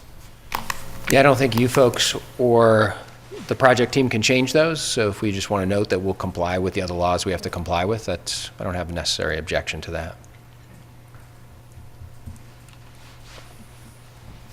That's all I have. I don't know if you're going to ask as far as timing for the decision. Oh, yeah, the June date. We determined that our 90 days was up in July, Oh, okay. so we've got 2 Well- meetings in June. I just want to make sure that we don't meet again until June 10th. So we wouldn't be reviewing the actual decision to sign it until June 10th. And just so I can understand the membership of the board during that time. Hopefully you can clarify it for me. So we have a 3-member board right now. 4-member board right now, 3 of which are here. One who, the missing member who attended the last session of Arrow Estates. As of Saturday, Mr. Chenis will no longer be a member of the planning board, because that's when our annual town elections are. So you would have 3 members, one of which who would need to sign a Mullen certificate to be able to vote on June 10th.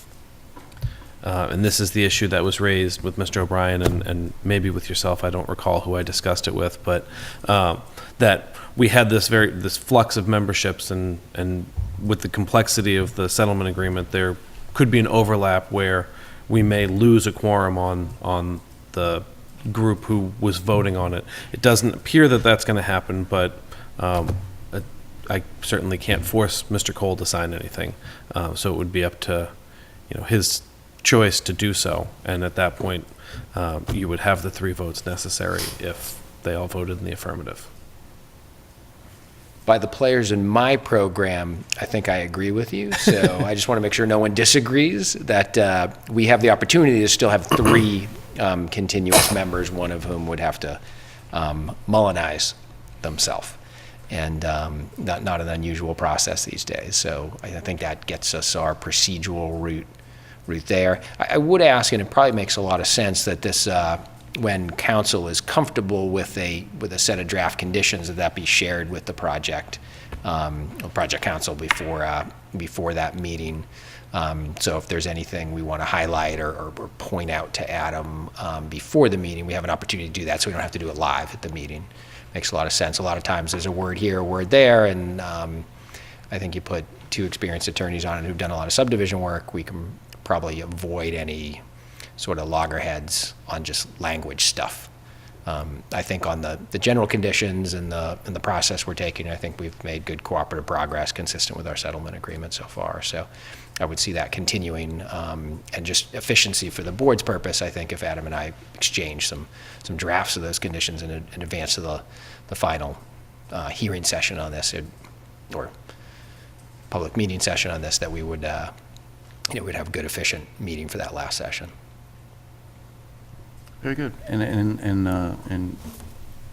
in the reverse, is there any way that we can ask,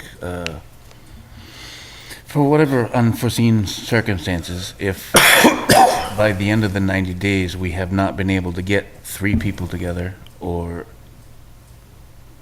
whatever the logistics physically don't allow for the planning board to actually meet the 90-day time clock?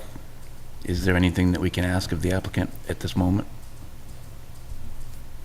So I think, through you, Mr. Chairman, certainly you can ask. I think it may be somewhat premature. I would be more concerned if your next meeting were a few days before the 90-day deadline, because failure to then get a quorum could mean that you accidentally, constructively grant the approval. Well, your next meeting is the 13th of June? June 10th. You've still got almost a month until July 9th, which would be the deadline. So if for whatever reason the expected progress isn't made at the next meeting, you could ask the applicant for additional time if you couldn't meet again within the month after that. I suspect at the next meeting this will be finalized, or shortly thereafter, so I don't think that you need additional time.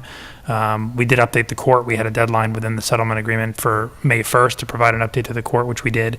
The court, isn't rushing us along. We've not received anything further from the judge, allowing the process to play out. We indicated that progress was made and that the public hearing was still open. So I do think that, in the spirit of cooperation, as Don had said, it's been cooperative thus far through the settlement process and through the remand. I imagine that the applicant would be cooperative if there arose the need to seek a further continuation or further extension, but I'm not sure that that'll be necessary, and I don't think it's necessary at this time. I think you've got enough leeway there beyond the date of your next meeting that you're not going to accidentally grant anything. Very good.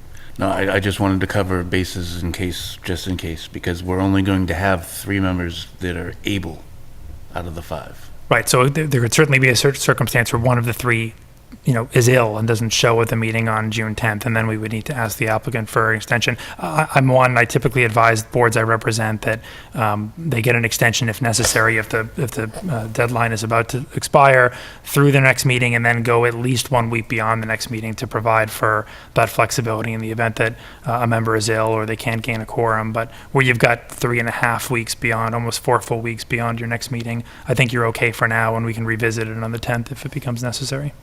Yeah, if we could just confirm prior to the meeting on the 10th that all 3 of the members that are here tonight, or Yes. that can vote, will be in attendance, that would be helpful. I don't think the 3 that are here tonight are coming on the 10th. No, unfortunately, Ken might come and sit on that side. You need to bring cookies if you do. And we can confirm that that Mr. Cole has reviewed the record and Yes. signed the Mullen form before the next meeting. Luckily, we have a lot of time to do that. Excellent. I just wanted to confirm that was also because of the differences between this and typical. That was acceptable. Just to be clear, we don't vote the approval tonight. We would vote the approval on June 10th, is that correct? That's correct. Okay. I would sometimes ask for a vote, though I think in the circumstances, based on the discussion, that you're all comfortable with me drafting an approval with these conditions, which is what I'll do before the next meeting. You can vote at the next meeting, presuming you're satisfied with the conditions as they've been drafted, or as you may choose to modify them at that meeting. Okay. And again, with the chair's permission, I will circulate something. We've got plenty of time, so I'll do it well in advance, and I'll provide a courtesy copy to council so that he can be prepared to address them either with me in advance of the meeting or with the board at the meeting. Great. I have a question for town council on the same topic that I've been asked a question on. Does it does it make sense with this very unique process we have to have a vote of the members who are here tonight that's subject to approval of that set of conditions that's going to be completed between now and the next session? Can't vote without the agreement. So, what I typically suggest to my boards is that they take a vote to instruct council to draft an approval or an approval with conditions or a denial, so that it's on the record what I'm expected to do in advance of the next meeting. And that's not a vote to approve the project or to deny the project. It's a vote for me to craft that sort of a decision. And then when they see it, they can either be satisfied with the conditions. I've had it happen that way, and I craft an approval with conditions, and the board reviews it and says, these conditions still don't satisfy us. We're inclined to deny the project. What concerns me about any sort of a vote tonight is that the three members that would be voting tonight are not the three members that would ultimately be voting on the decision that's crafted, that is reviewed in 3.5 weeks, 4 weeks. So that concerns me a bit, that there be an inconsistency between the votes. Certainly, the vote of this board tonight would only be a vote to draft a particular condition and couldn't bind a future board anyway. I think it actually adds confusion into the record by suggesting that a member voted that isn't going to ultimately be voting on the decision itself. That's my, certainly the applicant can request whatever the applicant wishes to request through the chair. I'm not going to object to that sort of a vote, but I do think it complicates the record because of the membership issue, if no other. And just for our information, what kind of lead time are you looking for? Are you looking for like a week previous to the meeting to have it in your hand for review? I'm not quite sure. I would prefer a little over a week just because of some personal timing just before that meeting. So if we had it about 10 to 12 days before that meeting, that would be ideal. I just wanted to bring it up. I think this is a conversation that you two are going to have. Yeah. Right? That's fine. I just wanted to acknowledge it. No, I appreciate that. This isn't a terribly onerous decision to craft because the language of many of these conditions has already been structured and we've negotiated in the it. agreement. So there are a few new conditions, and otherwise it's simply acknowledging the decision of the court and imposing these new conditions. So I will put something together in the next couple of weeks, and I will get it over to Attorney Bornstein to review. That shouldn't be a problem. Great. So Anything else? I think you've got the sense that we're all in favor of having Adam work on the approval. And I appreciate Adam's response to my question. Okay, Thank you. thank you. Thank you. So we've closed the hearing. How do we proceed from here? We move on to minutes approval. We just move on? Yep, no need to continue because the hearing is closed. All right. gonna be short. So, my damn agenda. There it is. So I think we're all set with that item, correct? Okay. Yep. So we just performed the well, there was no discussion about the limits to Shirley Road and the Aero Estates is done. So minutes approval. So I move that we approve the 4/8/19 minutes. It's the only ones we can do. What? Excuse me. thank you. You weren't at the 22 or 29. I'm sorry, what? Said that's the only one that we can do. I know, that's why I said this will go fast. Second. Any discussion? All in favor? Wait a minute, is the 4/8 the one that I left? Left at 7:20. 7:20, so we can't approve those either. They're not going to get approved. No, they're not. I'm going to get a rap on my knuckles from Marjorie tomorrow. Yeah, 'cause So I wasn't here for the whole meeting. So you need Tanner to approve that one, right? yeah. Oh no, no. Tanner and I and Paula can approve those. Oh no, because Paula wasn't course here. not. I wasn't here. I left at 7:20. How do you fix this? You can't fix this. So I would move that we allow Paula to vote even though she left early. I don't think you can do that. Well, it was 50 minutes. You only were here an hour after I left, so. I would say that you were here for the majority of the meeting. I'm fine with the minutes, I read them, so. 8:20. Yeah. Attorney Costa, how do we handle that? There's actually nothing in the law that indicates that a member that wasn't present for the meeting can't vote on the minutes for that Okay. meeting. Typically members Okay. opt not to because they're not familiar, but you've made your statement on the record that you weren't here for a portion of the meeting, so that's fine. Okay, Problem okay. solved. So I would second that motion, Ken. Any further discussion? All in favor? Aye. Aye. Aye. Thank you.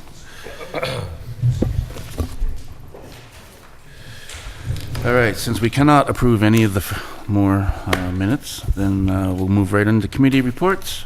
Capital Planning has not met. Stormwater Task Force has not met. Agricultural Commission meets this Thursday.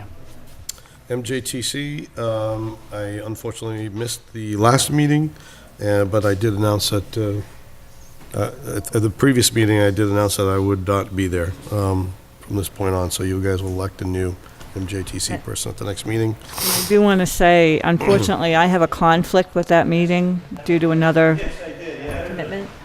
So I am going to be submitting a resignation to the Board of Selectmen on the MJTC because I just can't get there. So the town is going to have two opens. 2 open slots, yep. And those will have to be filed. Interesting. Well, Tanner likes going over there, so maybe he'll want to do that one too. And is it stipulated that one from Board of Selectmen, one from Planning Board? Yes. Yes. Planning Board has an appointment and the Board of Selectmen have an appointment. Yes. Doesn't need to be members of those boards, but those boards need to make the appointment. Okay, so it could be a I'll have to citizen- look. I know that No, the it Board of has to be- Selectmen one is an appointment. It has to be a planning board member, I believe. The MJTC? Yeah, you can Okay. confirm, but I I know believe this- it has to this- be a, I know the MRPC one needs to be a planning board member. I wasn't sure about the MJTC. I'll look at that. Okay. So that was your committee report on MRPC too? MRPC I was don't do Tanner, isn't it? MRPC. Yeah, Was it MRPC is Tanner? Tanner. Okay, I'm sorry. As is Charter Review, which hasn't been meeting. I think they're done. Green Communities Task Force, No meeting. Open Space, No meeting? and Land Acquisition is going to be meeting first time on Wednesday? Oh, no, we've had several meetings. Oh, good. We've had several meetings, and we have reached a verbal agreement with the landowner. And we are going in executive session to talk about negotiations with the Board of Selectmen and the Parks Commission. Members will be meeting with the Board of Selectmen tomorrow evening, and we'll be meeting with the Park Commission on May 20th. Nice. Oh, with the Parks Commission, okay. Nice. So we have 120 days from first right of, oh, this No, is this not is even- not a this first. is not a this 61. This is not Okay. a 61. This is Ah, a, Interesting. just a sale. I can't disclose the details, Sure. but. No. All right, I would move that you take Charter Review Committee off the list for the next meeting. yeah, that's not a bad idea. Is that a motion? Does that need to be a I motion? don't think we need to have a motion for that, do we? Why don't you vote just 'cause? Okay. Second. Any discussion? All in favor? Aye. Aye. Aye. All right. Director's items. So, we had a was- nice short town meeting.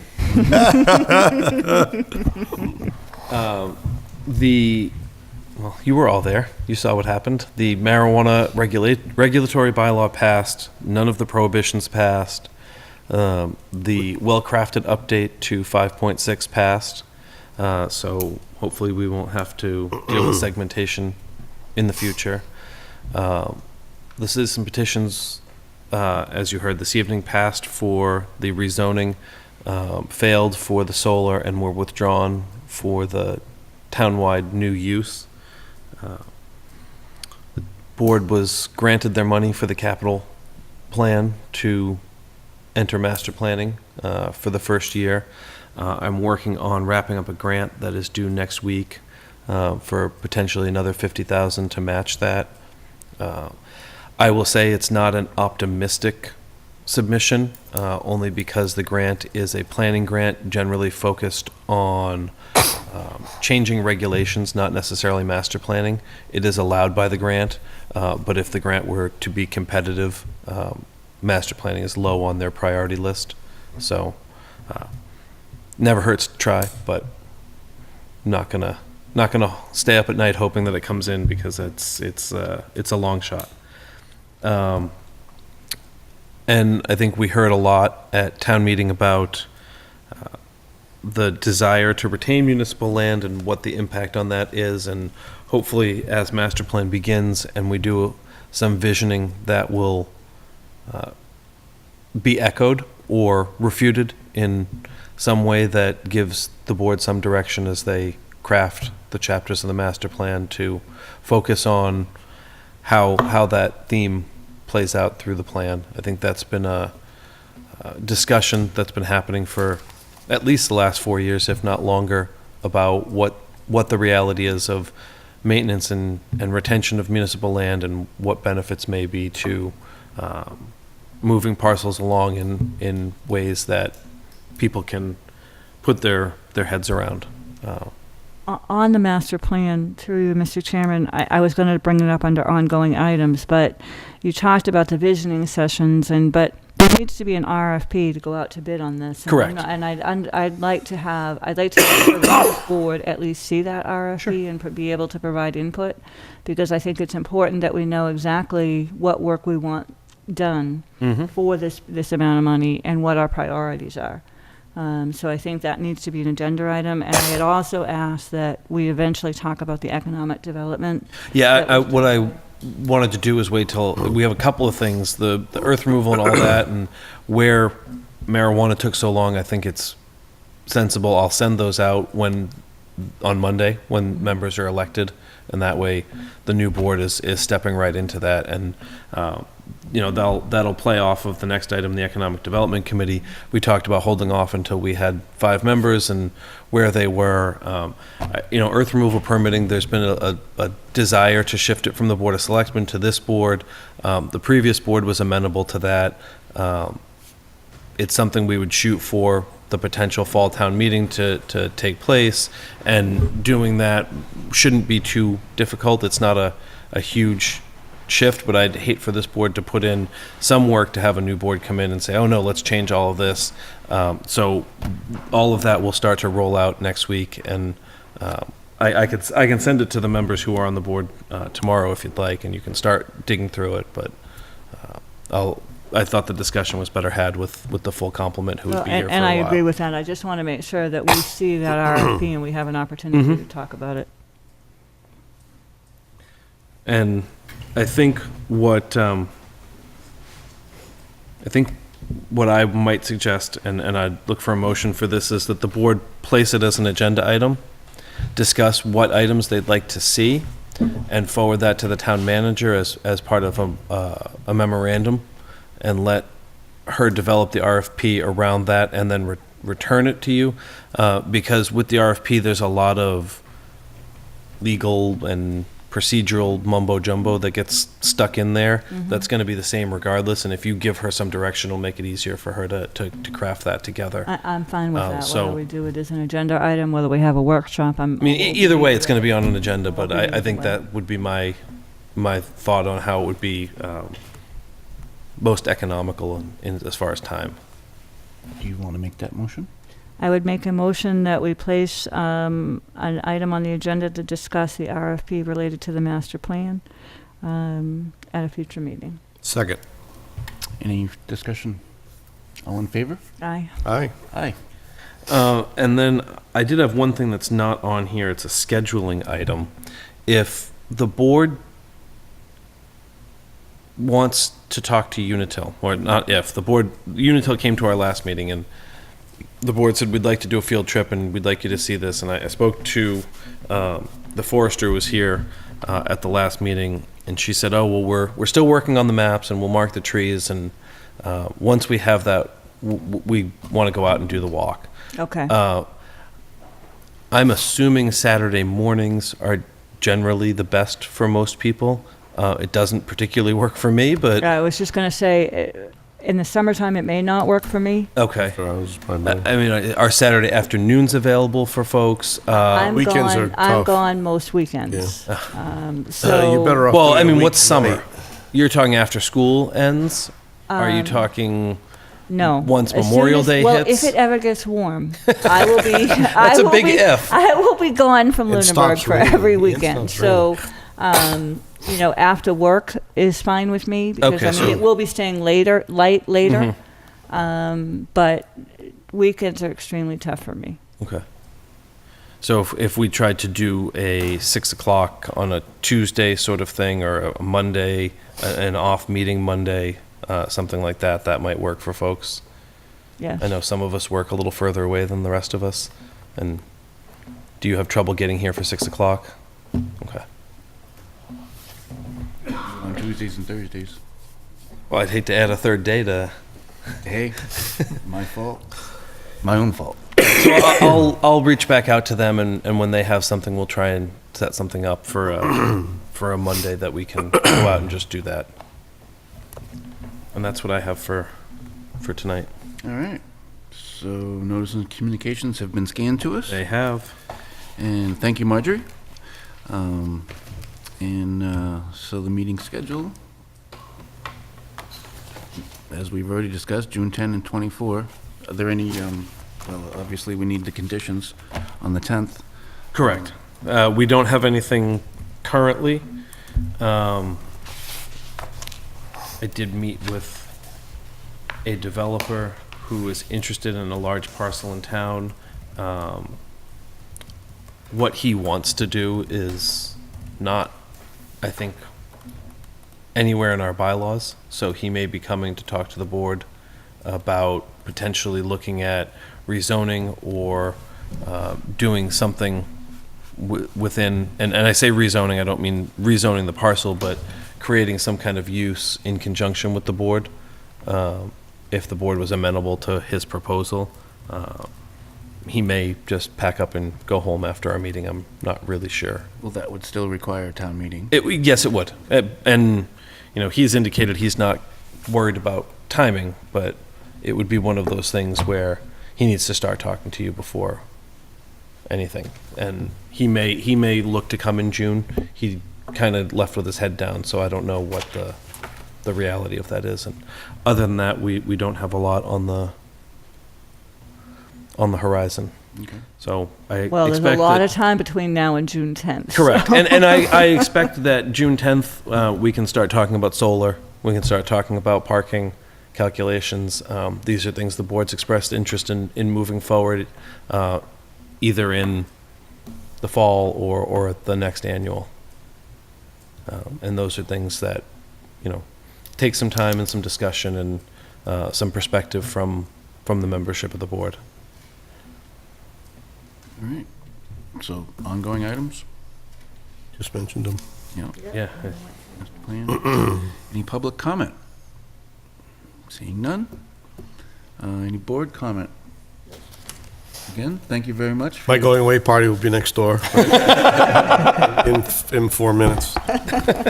Motion to adjourn? Second? Any discussion? All in favor? Aye. Aye. Aye. Thank you, folks.